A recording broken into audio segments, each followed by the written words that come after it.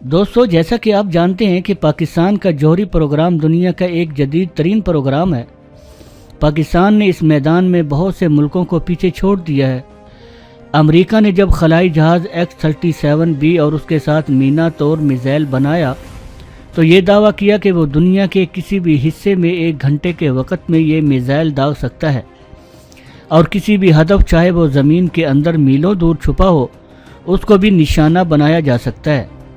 دنیا بھر کے ممالک میں خطرے کی گھنٹی بج گئی اور خود پاکستان کے ایٹمی اثاثہ جات کو خطرہ پیدا ہو گیا۔ مگر پھر امریکہ کو وارننگ دی گئی کہ اگر کوئی میزائل خلا میں موجود X-37B سے چھوڑا گیا تو یہ معلوم نہیں ہوگا کہ اس کا ہدف کیا ہے۔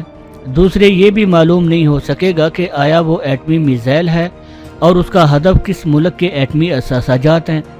تو اس ملک یا دنیا کے ہر ملک کو یہ حق حاصل ہو جاتا ہے کہ وہ امریکی سرزمین پر حملہ کر دے۔ 1 گھنٹہ بہت ہوتا ہے اور امریکہ پر حملہ کے لیے یہ وقت کافی ہے۔ چنانچہ امریکہ نے مینا توڑ 4 کے استعمال کا ارادہ ترک کر دیا۔ اسی طرح اس وقت بھارتی وزیر اعظم نریندر مودی جس طرح سے جنگی جنون میں مبتلا ہیں، انہیں 6 محاذوں پر منہ کی کھانی پڑی ہے، یعنی بری، بحری اور فضائی میدان میں بھارت مکمل طور پر ناکام ہوا ہے۔ پاکستان نے اس کا غرور خاک میں ملا دیا۔ اس کے 2 جہازوں کا گرنا سب نے دیکھا، اور تیسرے کے بارے میں پاکستان اس لیے دعویٰ نہیں کر رہا کیونکہ وہ بھارت کے اندر جا کر گرا ہے اور اس کے شواہد ہمیں فی الوقت نہیں مل سکے۔ ممکن ہے کسی وقت سوشل میڈیا پر اس کی ویڈیو بھی کوئی اپلوڈ کر دے۔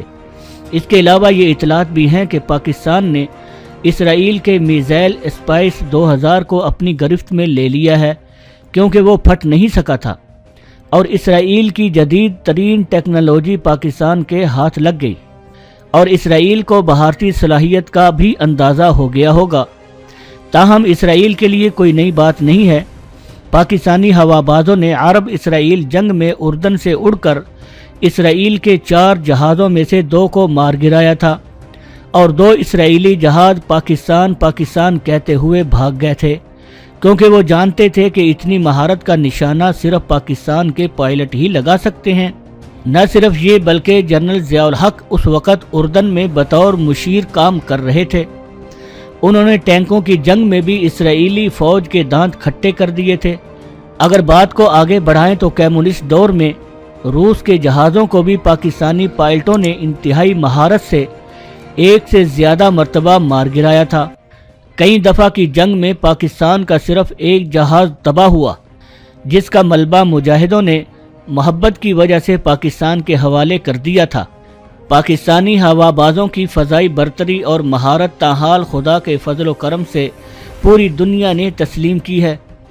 دوسری طرف بھارت زخموں سے چور ہو کر جھنجھلایا ہوا ہے کہ ہمارے بحری طیاروں نے نہ صرف بھارتی آبدوزوں کو دیکھ لیا بلکہ کئی روز تک اس کو اپنی نظروں میں رکھا۔ کسی آبدوز کو سمندر میں تلاش کرنا ایسا ہی ہے جیسے صحرا میں کسی سوئی کو تلاش کرنا۔ اسی طرح بری فوج نے بھارت کے ہر حملے کا جواب دیا ہے۔ بقول ایک فوجی افسر کے، بھارت اپنے فوجیوں کی اموات کی گنتی کر رہا ہے اور شرم کی وجہ سے منظر عام پر نہیں لا رہا۔ پھر سفارتی محاذ پر بھی اسے ناکامی کا سامنا کرنا پڑا۔ کیمپ پر حملہ اور 300 افراد کو مارنے کے دعوے کا کوئی ثبوت دنیا کے سامنے پیش نہیں کر سکا، بلکہ OIC کے اجلاس میں اس کے ظلم و ستم کی مذمت کی گئی۔ معاملہ یہاں تک ہی نہیں رکا، بلکہ دنیا بھر کے اخبارات نے بھی بھارت کو آڑے ہاتھوں لیا کہ ایک تو اس نے خود مختار ایٹمی ملک کی سرحد عبور کر کے عالمی امن کو خطرے میں ڈالا، دوسرے بچگانہ حرکت کر کے دعوے کیے جو غلط ثابت ہوئے۔ ایک اور شکست بھارت کے نصیب میں آئی، وہ میڈیا کی جنگ تھی۔ بھارت کے 400 ٹی وی چینلز اپنے سپاہیوں کو دھکے مار مار کر پاکستان کو سبق سکھانے کے لیے میدان جنگ میں اترنے کے لیے اکسا رہے تھے، جبکہ بھارت کے اپنے دانشوروں کا کہنا ہے کہ بھارت جنگ کا متحمل نہیں ہو سکتا، اس لیے کہ نہ تو ان کے پاس جنگ کی تیاری ہے اور نہ ان کی افواج جنگ کا ارادہ رکھتی ہیں۔ ان کو MiG 21، سخوئی 30 اور معراج 2000 کی موجودگی میں رافیل طیارے کی یاد ستا رہی ہے جو ابھی فرانس سے آنا باقی ہے۔ اگر وہ آ بھی جائے تو پاکستان کو JF-17 تھنڈر بلاک 3 کی شکل میں ایک جدید طیارہ مل جائے گا۔ اس طرح رافیل کے آ جانے سے ان کی برتری کی خواہش پوری نہ ہو سکے گی۔ پاکستان کے فوجی افسران کا کہنا ہے کہ بھارت کا کولڈ اسٹارٹ ڈکٹرائن اور ان کا متحرک سٹرائک آپریشن زندہ دفن ہو گیا ہے۔ اب مودی کسی اونچی حرکت کا سوچ رہا ہوگا۔ بھارت کو یاد رکھنا چاہیے کہ اگر وہ کوئی میزائل پھینکنے کی غلطی کرتا ہے تو اس کو معلوم ہونا چاہیے کہ پاکستان کا کیا جواب ہوگا۔ جب امریکہ جیسا ملک ایسے میزائل کو داغنے سے باز آ چکا ہے تو بھارت کو سمجھ لینا چاہیے کہ پاکستان مرتا کیا نہ کرتا کے مصداق بھارت کو ناقابل تلافی نقصان پہنچائے گا۔ بھارت کا کوئی مورچہ نہیں بچ سکے گا اور نہ ان کے گیریزن قائم رہ سکیں گے۔ دوسرے میزائل آنے کی صورت میں معلوم نہیں ہو سکے گا آیا وہ عام میزائل ہے یا ایٹمی میزائل ہے، اس لیے وہ ایٹمی میزائل ہی سمجھا جائے گا اور پھر پاکستان جوابی حملے میں جو نقصان پہنچا سکتا ہے وہ کرے گا۔ ہمیں یہ تو معلوم نہیں کہ پاکستان کے اہداف کیا ہوں گے، البتہ ایسی صورت میں بھارت کا کوئی شہر، کوئی ایٹمی پلانٹ، سول یا ملٹری ٹھکانہ محفوظ نہیں رہ سکے گا۔ یہاں تک کہ وہ جسے محفوظ سمجھتے ہیں یعنی کالا پانی انڈومان جزیرہ اور نکوبار بھی محفوظ نہیں رہ سکیں گے۔ اس لیے کسی ایٹمی ملک کو ذمہ داری کا ثبوت دینا چاہیے، جیسے کہ پاکستان ذمہ داری کا مظاہرہ کر رہا ہے، ایک حد سے آگے نہیں جاتا۔ بھارت کی جارحیت کے جواب میں وارننگ دے کر سبق تو سکھا دیتا ہے مگر جنگ کو بڑھاتا نہیں ہے۔ بھارت کا پائلٹ واپس کر دینا پاکستان کا اسٹائل ہے۔ پاکستان نے روسی پائلٹوں کو بھی پکڑ کر چھوڑ دیا تھا، اسی طرح بھارت کے پائلٹ کو بھی فراخ دلی کا مظاہرہ کر کے رہا کر دیا۔ پاکستان چاہتا تو دباؤ برداشت کر کے بھارت کو عاجزی اور درخواست کرنے پر مجبور کر سکتا تھا، اس سے پاکستان کو اہم اسٹریٹجک ملک کی حیثیت حاصل ہو جاتی، مگر شاید وہ سمجھتا ہے کہ وہ ایٹمی ملک ہے اور اگر کوئی اپنے دماغی خلل کی وجہ سے اسے ایٹمی ملک نہ سمجھے تو وہ پاکستان کا مسئلہ نہیں ہے۔ پاکستان ایک ذمہ دار ایٹمی ملک کا رویہ اپنائے ہوئے ہے، اس لیے دنیا پاکستان کی ذمہ داری، تحمل اور ایٹمی ملک جیسا رویہ اپنانے پر تعریف کر رہی ہے۔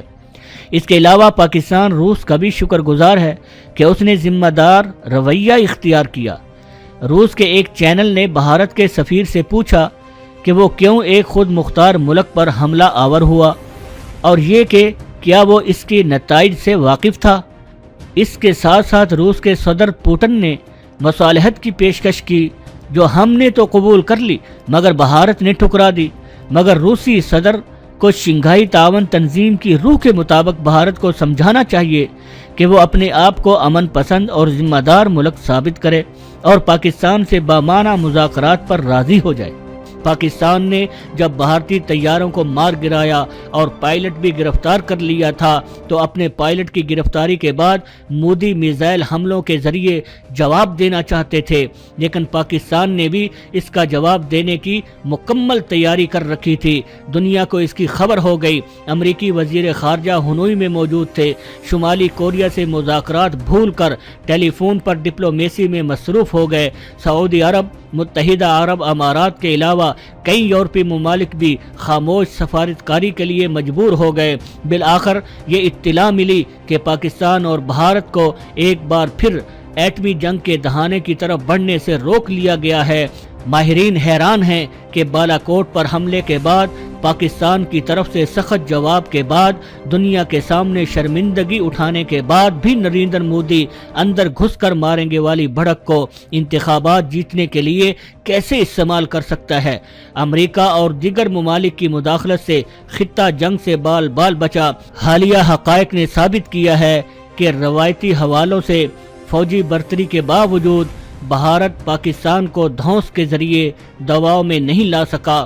اگر دھونس کا رویہ جاری رہا تو یہ بات بڑی یقین سے کہی جا سکتی ہے کہ جنگ کو کوئی نہیں روک سکتا۔